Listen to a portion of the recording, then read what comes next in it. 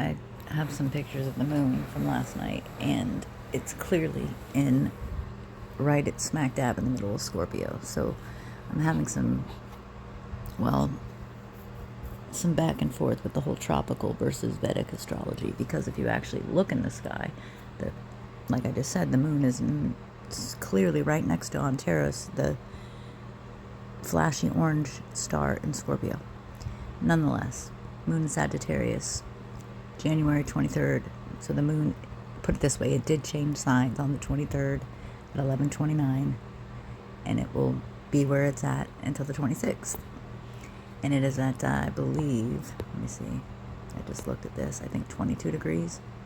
22 degrees, 16 minutes, waning crescent moon.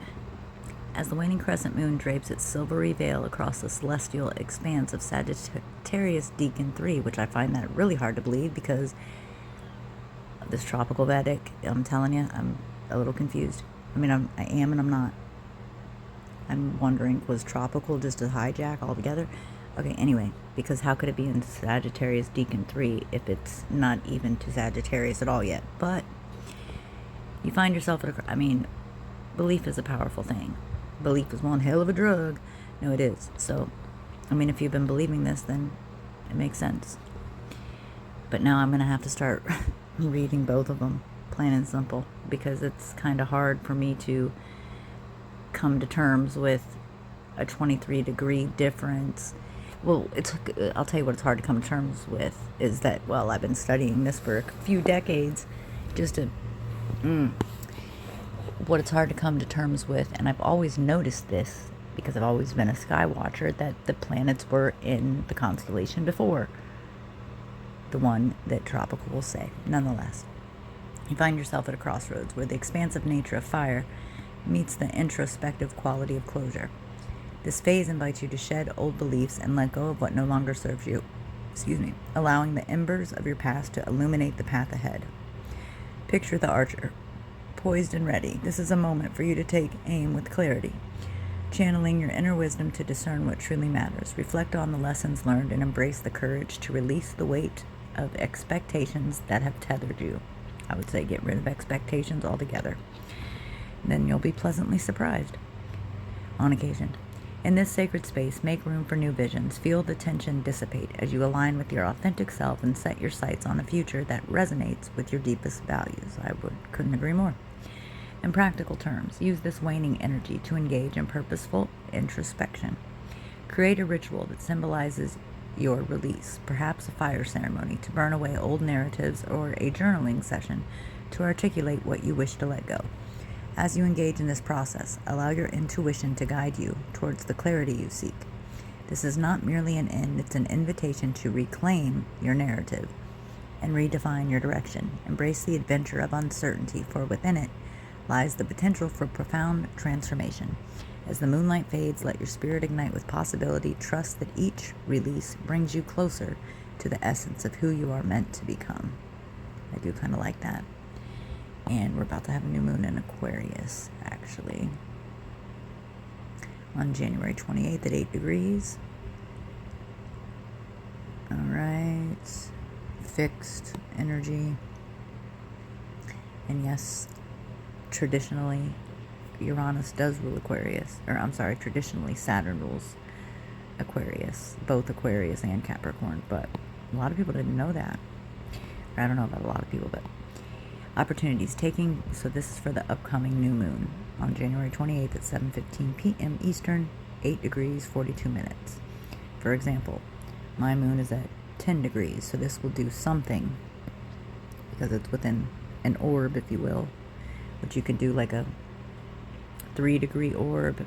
I would never go more than 10 degrees, meaning like our two things within that many degrees of each other. Okay, opportunities. Taking greater responsibility, developing inner and outer authenticity, goals, working through insecurity, accepting limitations. When it comes to 2025's lunations of the new moon in airy, dream-driven Aquarius is one of the most promising. Unfolding on January 29th, inspiration and hope become our guiding ideals over the next several months. Trine an equally brilliant, albeit busy Jupiter La Luna and the Sun, I call her La Luna sometimes, and the Sun are gifted with, oh boy, magnanimousness. What is this? Okay, hang on. Magnificent, I don't even know. I'm feeling stupid. What does this fucking word mean? Let's be real here. Thank you. I don't know. How the fuck do you pronounce that? What is this?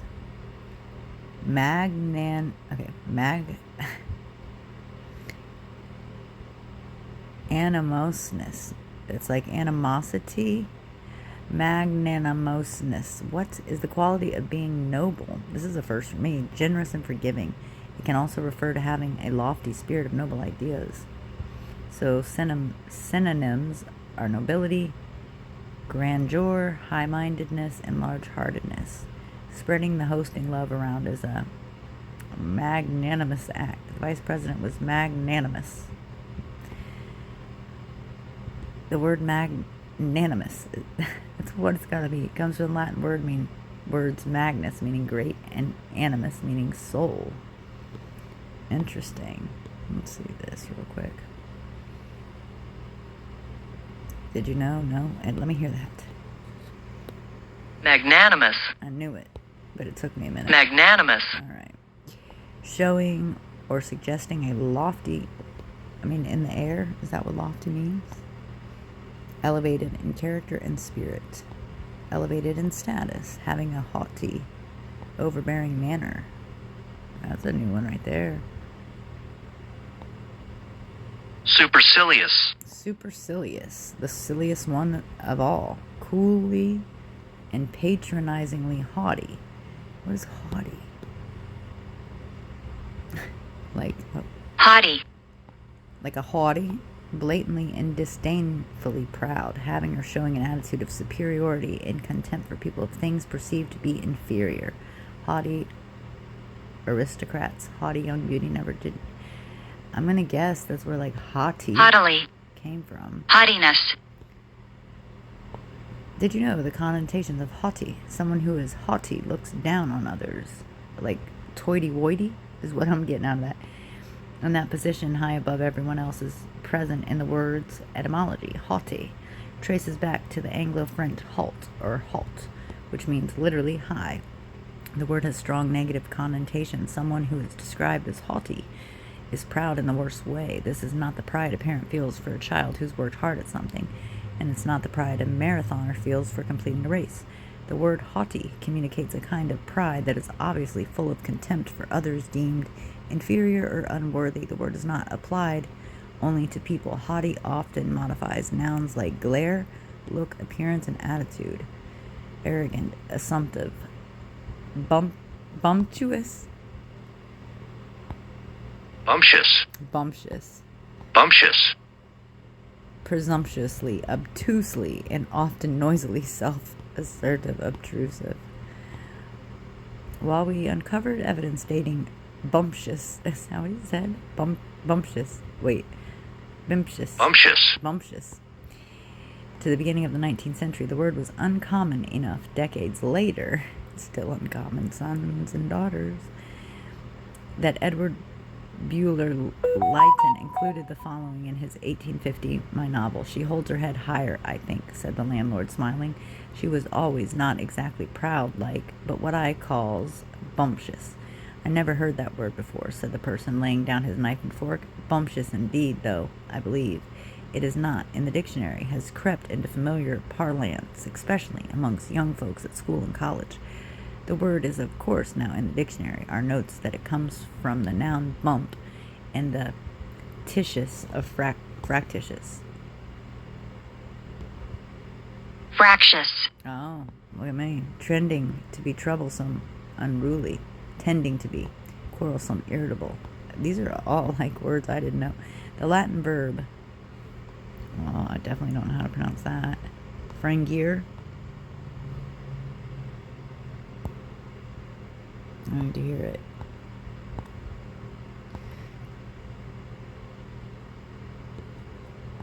You're not going to let me hear it? All right. To break or shatter, and is related to a few common words, which is evident in their meanings. Dishes that are fragile break easily. A person whose health is easily broken might be described as frail. A fraction is one of the many pieces into which a whole can be broken, but fraction also once meant disharmony or discord, that is, a rupture in relations. From this noun sense came the adjective fractious. The fractious crowd grew violent. See how they be changing language up so much? Huh. Okay. I forget how we got over there.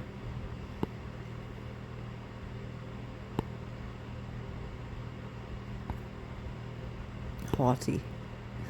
Haughty. I might have hit it twice. Supercilious. Yeah, that was weird. Arrogant and disdainful tends type to raise an eyebrow at anything they consider beneath them. The original supercilious crowd must have shown that raised eyebrow look often because the adjective supercilious derives from supercilium. Interesting. Latin for eyebrow. We plucked our adjective and its meaning from the Latin adjective superciliosus. Has been used to describe the censorously overbearing since the late 1600s, but there was a time in the 1700s when it was also used as a synonym of another. It's like very similar to mycelium. So eyebrow, interesting. Supercilium, descendant, superciliary, of relating to or adjoining the eyebrow. So like Bert and Ernie, that a unibrow is superciliary. Although the eyebrow sense of supercilious is now obsolete, it does help explain what, ornithologist John Latham meant in 1782 when he described a supercilious kingfisher with a narrow orange stripe over its eye. Yeah, I didn't fully follow that, but that's cool. So how did we get here? Lofty brought us to that. Remote, esoteric, perhaps basic precepts are not lofty, abstract. Okay, having full-bodied, firm, and resilient text. Interesting. Choose the right synonym for lofty. Okay. Oh yeah, that's how we got here, was this word. Magnanimous. Okay.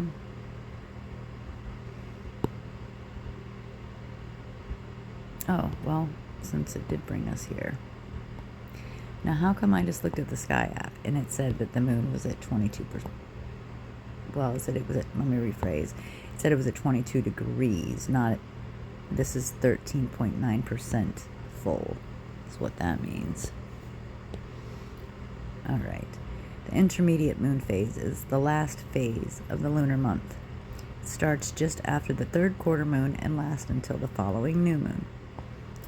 Current waning crescent moon started January 21st at 3:30, so regardless of the sign, and it ends January 29th, so okay, never mind. Don't listen to me there. That's like 8 days. With some variations, the waning crescent moon rises after midnight and is still up and visible in the morning and day sky before it sets in the afternoon. A waning moon shrinks. Boy, it looked like it was pregnant. During the waning crescent moon phase, the lit up part of the moon's face decreases from about 50% to 0. The phase lasts from the third quarter moon's semicircle until it disappears from view at new moon. Semicircle. Half a circle. Waning means that it's shrinking and getting smaller, while crescent refers to the... Are you going to get yum yum sauce? Waning means it's shrinking, getting smaller, while crescent refers to the curved sickle shape. The moon's surface reflects the sun's rays. Oh, the sun was doing some wild things today. I have a small, short, 29 seconds. What was going on with the sun and the orbs? And there was like a halo of a rainbow around the sun. It was weird. Today's the 25th. The moon's surface reflects the sun's rays, and half of it is always illuminated by sunlight. Just how much of that light can we see from Earth varies every day, and we refer to this as the moon phase. Let's see what it says tonight.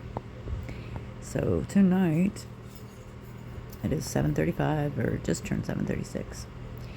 And let's see, which is that 253, because 35. It does say the next new moon is at 7:35, which means, and that's my time Eastern, so somewhere it's 2:35, which is technically 2:53. Okay, third quarter. It just happened, the previous phase, January 21st at 3:30. I see. Permalink for Tampa. Moon phases for Tampa. I don't know what that means. All right, so. At 3:30. New moon, 7:35. First quarter, February 5th. Full moon on February 12th. I think it's in Aquarius. Didn't we just read that? But didn't it say January? I don't even know. The February full moon is named after the snow on the ground. Some Native American tribes named this the Hungry Moon or the Bear Moon. Snow Moon 2025, February. Oh, there's my 53 after. I mean, it's never hard to find these, as Logan from Decode Your Reality would say, like your code. Snow Moon 2025. Snow Moon 2026. I'm all confused. So you're telling me the full moon is on February 12th, which technically I'm born on the 21st. Okay, so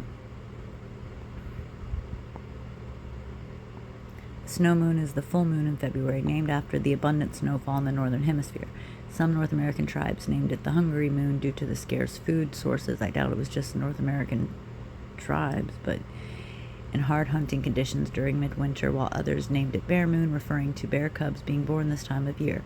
Celtic and Old English names for the February full moon are Storm Moon and Ice Moon. Is the moon upside down in the other hemisphere? Are you serious? Black Moon in February. About once every 19 years, February does not have a full moon. Interesting. This is known as a black moon because of time zone differences. These black moons may not happen all over the world. Okay, 12 full moon names. The full moon has been integral to tracking the change of months and seasons since ancient times. Yeah. Today, which leads me to want to take you to the Maya 13 moon month calendar, so I can show you how you can find out your Maya astrology stuff. And I can pretty much guarantee you it's going to match up with what you already know. Today we use many of these ancient month names as full moon names, and many of them come from colonial Americans, oh boy, adopting Native American names into their calendars. Yeah, calendars are so jacked. April Fool's Day, they're saying, ha ha, you fool, happy April. You don't even know when your calendar year starts. Which, with that said, I always thought it started on the spring equinox, 3/21. Sometimes it's the 20th. This past year, I believe it was the 20th. Nonetheless, it is, from what I understand, it's the first new moon after the spring equinox. So this past year would have been April 8th, which we did have a solar eclipse. And I know in 2022, my first niece was born on 3/31, and that was the day of the new Aries moon, which would have been the first day of the year that year. So 3/31 in 2022, I believe, would have been the actual first day of the year. And this past year of 2024, it would have been April 8th. Is February the snowiest month? It is in the US, but December and January also get lots of snow. Okay. Where are we? We don't even know. Come on, we don't even know. Alright, let's see what they got going on for February. Plus, the best times to spot Venus, Saturn, and Mars near the moon. Yeah, there are a few of those days coming up, for sure. Oh, so February always has 28 days, sometimes has 29. Okay, February's full moon is at its most illuminated at 13:53. There's your 53 again on February 12th. A full moon is defined as the moment when the sun and the moon are on opposite sides of the earth and the visible side of the moon's disk is fully lit up. Explore the full moon. What does that even mean? So we just had one on January 13th. And we'll have one again on the 12th.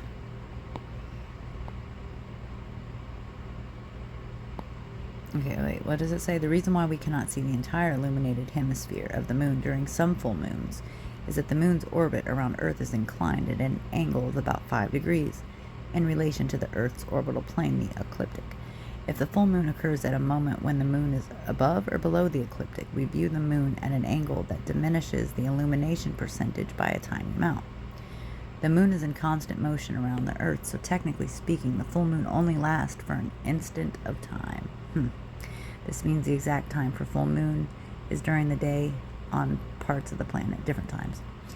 Still, the moon can appear to be full a day before Halsey, when more than 98% of the moon's disk is lit up. Then that can make it tricky to tell the difference between a full moon and the last stage of a waxing gibbous moon, or the beginning of a waning gibbous moon. Is the moon upside down in the other hemisphere? Why is this a question that I've now solved twice? It's a given.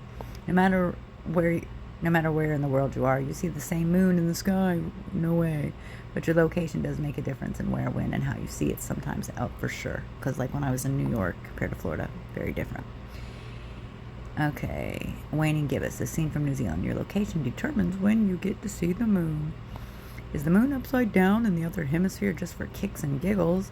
If you've ever crossed the equator, I never have, but I live close to it, and traveled to the opposite hemisphere, you might have noticed that the moon looked different. The phases of the moon are the same, but they seem to play out in reverse. Interesting. The waxing and waning happen in the opposite direction of what you're used to.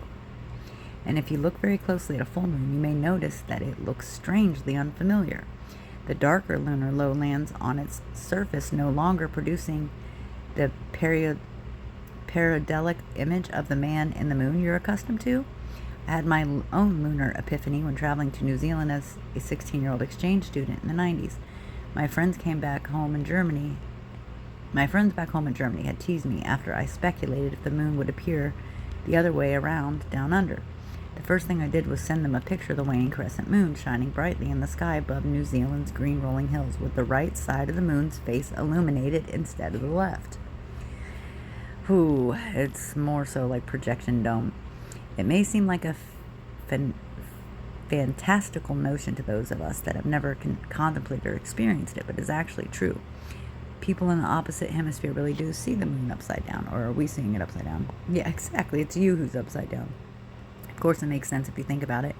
As you move from one side of the planet to the other, imagine that. They didn't say around it.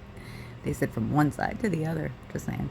Your orientation relative to things surrounding it in space changes, and you see them from the opposite point of view. In other words, it's not the moon that's upside down, it's you. This means that technically you also see the sun, the stars, and the planets of the solar system upside down, though that isn't easily discernible for naked eye observers. What you might notice is that asterism or constellations such as Orion or Aquarius also have different orientations.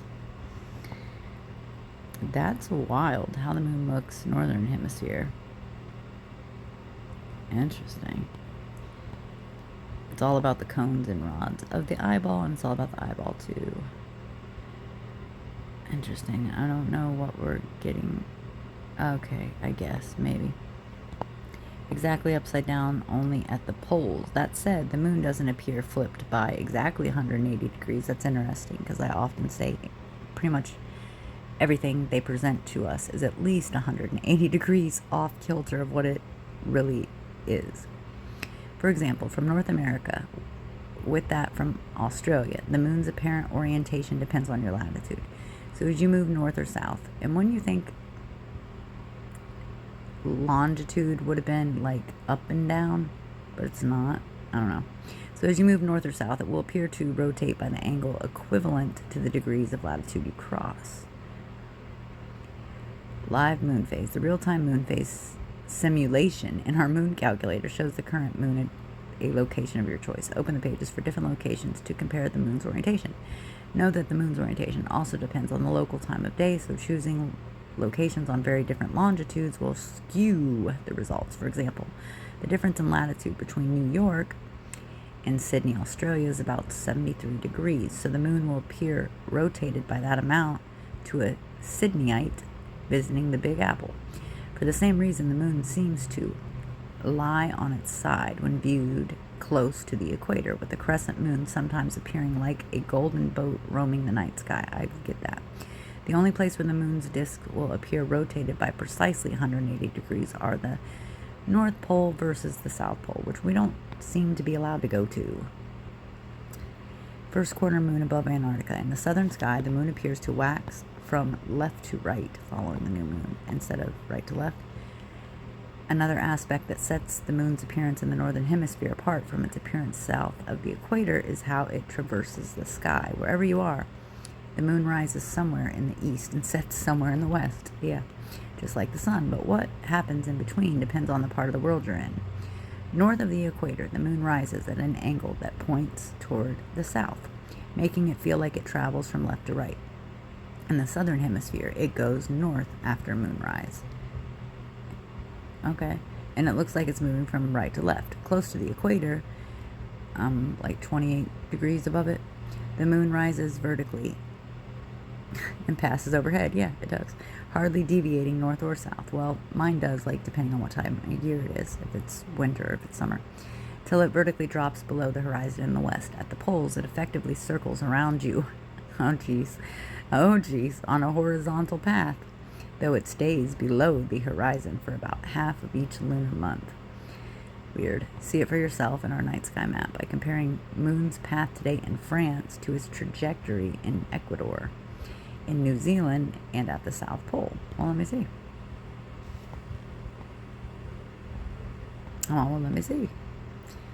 In 2025, each calendar month contains exactly one full moon. That doesn't always happen.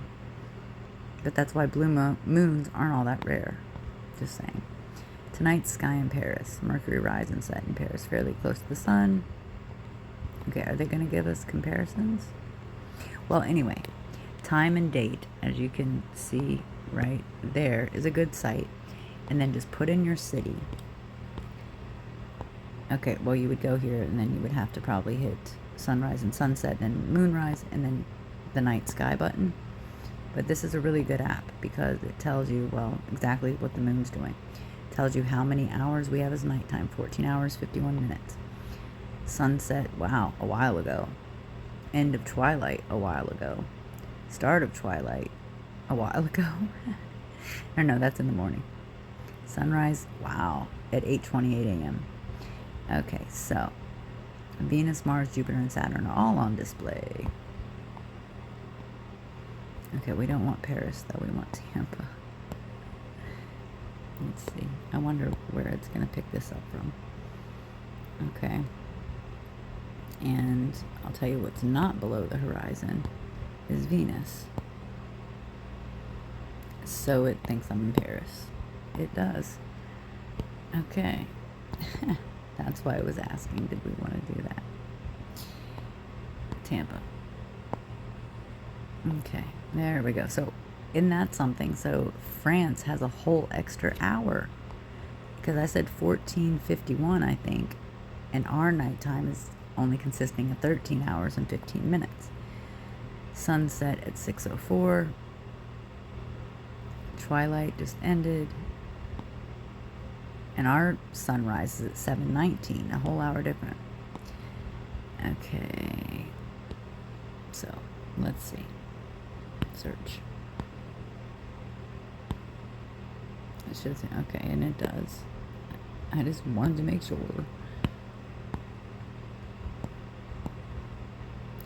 Set at 2:17. It rises at 5:04. I'm all confused. So wait, the moon's out there right now? Not visible, so when will it be? You can just drag this little marker at the bottom. At 5:04 in the morning. Okay. Or not even.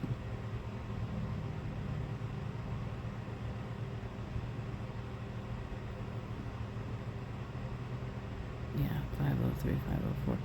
And then what we saw last night was the moon and this orange star right there on Terry's. And this was that, like, sprinkler system I was talking about. These stars right there. These guys. Oops, and that was by the moon. Okay. Now, again, like I was just saying before, It's okay. So let me focus for a minute.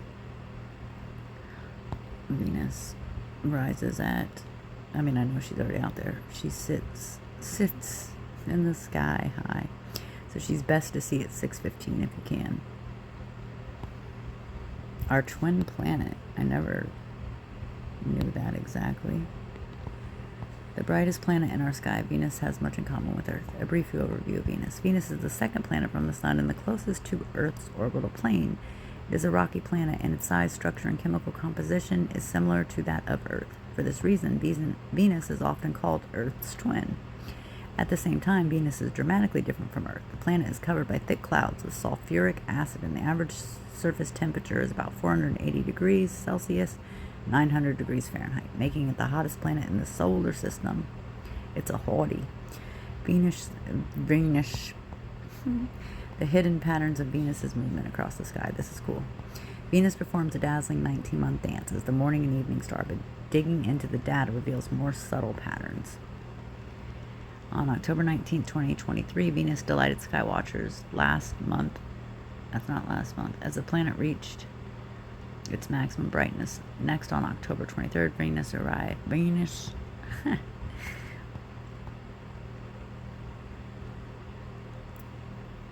Okay, the planet dances in the sky in a way that is hard to miss. Over the course of 584 days, just over 1 year and 7 months, it moves gracefully from the morning sky to the evening sky and back again. Each time, however, it moves in a slightly different way, producing patterns that can only be revealed by plotting data over many thousands of years. Why is it in 2023?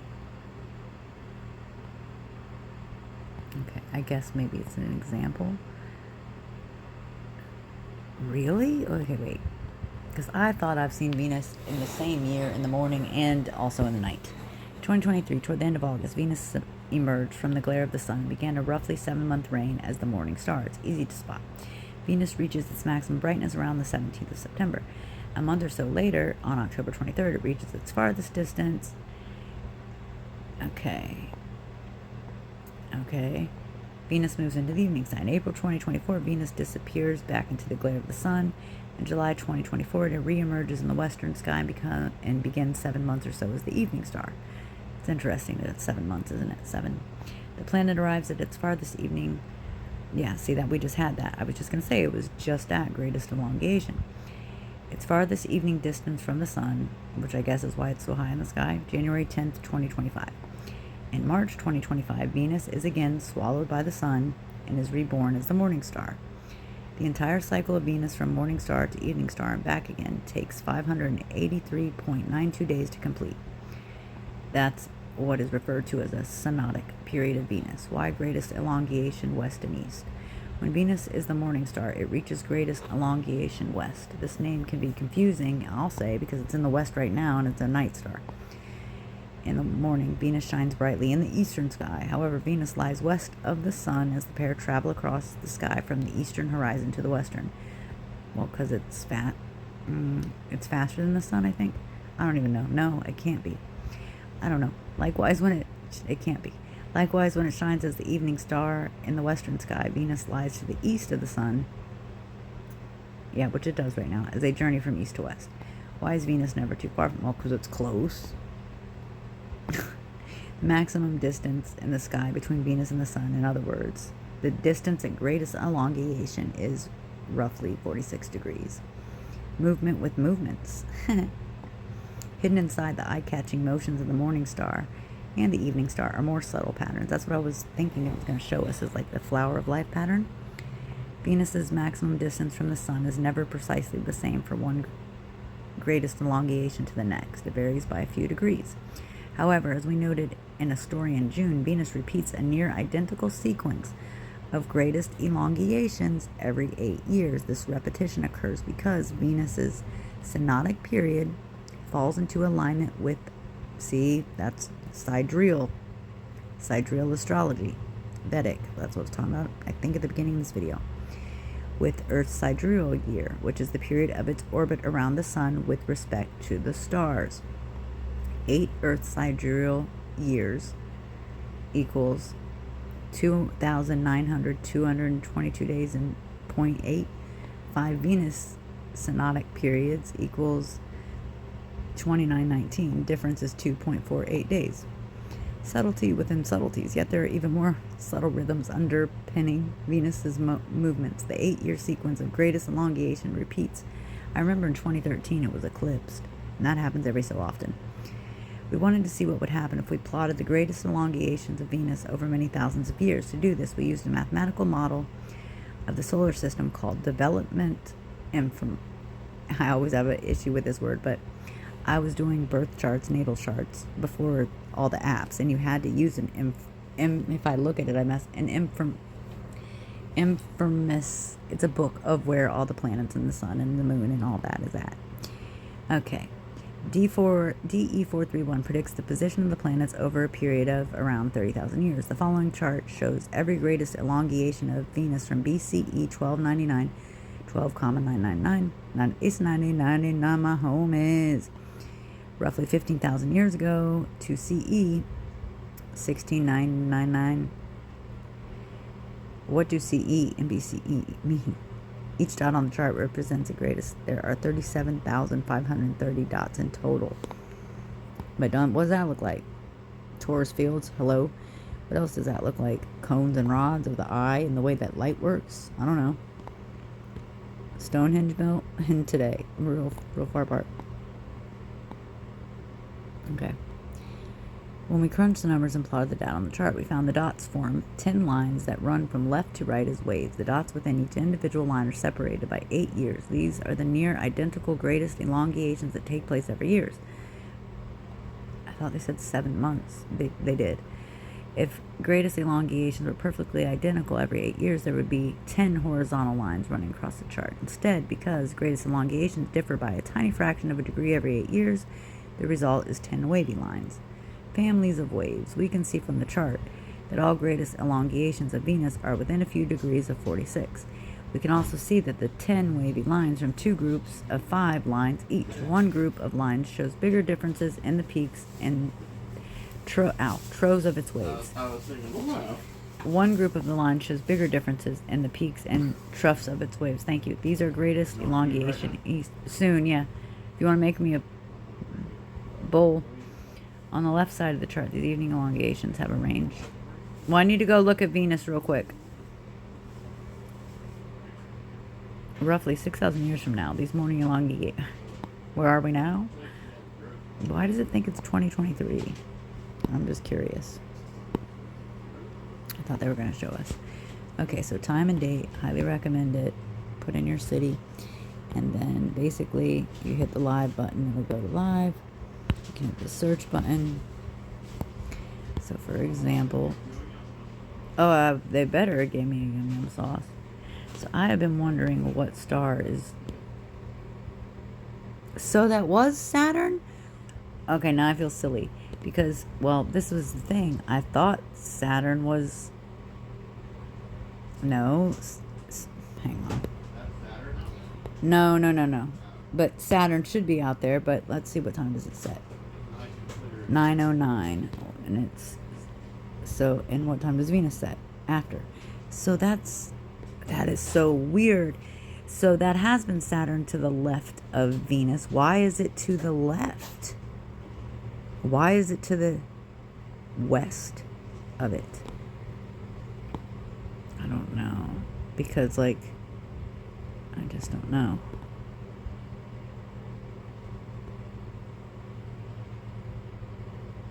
I mean, hang on, let's go back and follow the ecliptic. Or, you know what? This does have a time travel, I thought.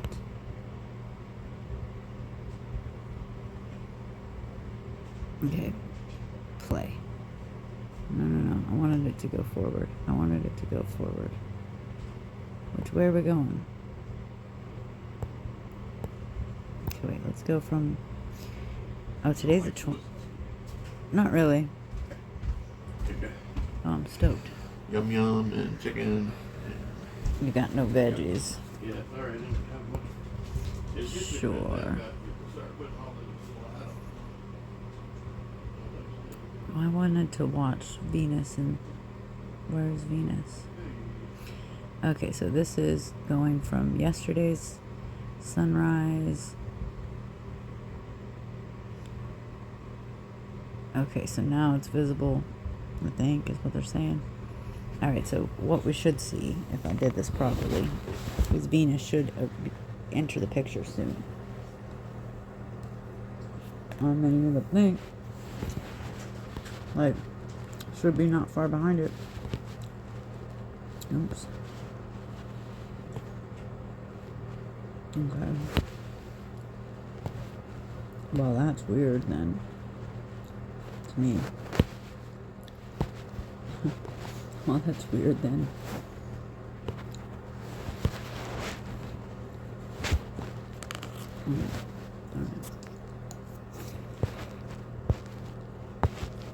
So no, yeah, Saturn is out there, but I swear when we looked at it last time, it was to the other direction of,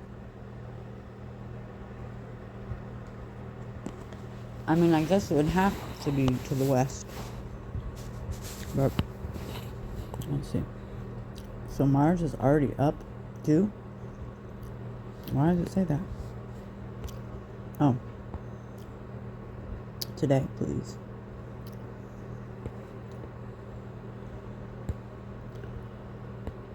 So, wow. Okay, so we already have Mars out there.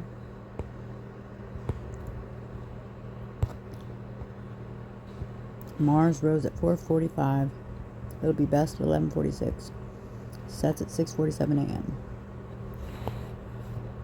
Okay. And then these are these other two stars I've been talking about, which we've been able to see. So it's Pollux, it's closer. And then brightness wise, because they are different. So 1.30 and Pollux is what? See, that's a big difference. 2.85, big difference. Okay, so that's out in the east.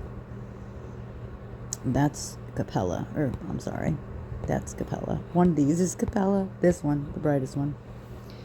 Boom, Capella. And she's been like in line with Jupiter, quite frankly. Okay, so this constellation is a circumpolar constellation, so you're going to see it a lot. And I am right, because it's not about being right, it's about being happy. That's Jupiter, right? And if you see what I'm saying, which we're about to have the winter circle, but Capella, she is one of the brightest ones out there, because look, her magnitude is high, which it's negative. And the lower the number, the higher, the brighter. Hi, Effer. Missed you. I've missed you. So we got Mars and Jupiter not far at all. That's Betelgeuse, my bad.